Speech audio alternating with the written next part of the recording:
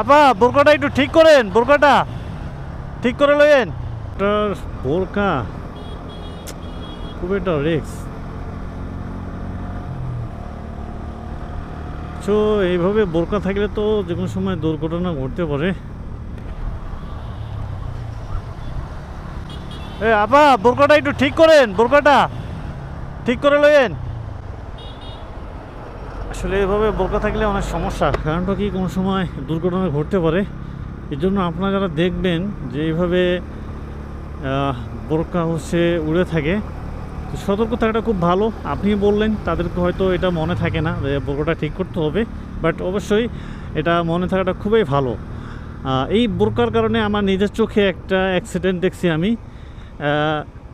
লাস্টে বোরকার সঙ্গে 3 পিস পর্যন্ত ঢুকে গেছে, লাস্টে কেটে কেটে বাড়ি করতে হয়েছে এই বোরকার সহ। চেনের মধ্যে একবারে স্পকেটের মধ্যে ভেতর দিয়ে একবারে ঢুকে গেছে। তো আসলে এটা কিন্তু খুবই একটা মর্মান্তিক দুর্ঘটনা। কারণ আমাদের এটা অসচেতনের কারণে। আমরা যদি সচেতন থাকি যে বাইকে ওঠার আগে যখন বোরকা পরা যদি কেউ থাকে বা 3 পিস পরা, যে আমরা যদি এটা যদি বলি যে সুন্দরভাবে এটা গোছগাছ করে যদি বসে, তাহলে কিন্তু এই সমস্যাগুলো হয় না। যখন আমাদের এগুলো থাকে না, মানে হুঁশ থাকে না, তখনই আমাদের যে এই সমস্যাগুলো আমাদেরকে ফেস করতে হয়।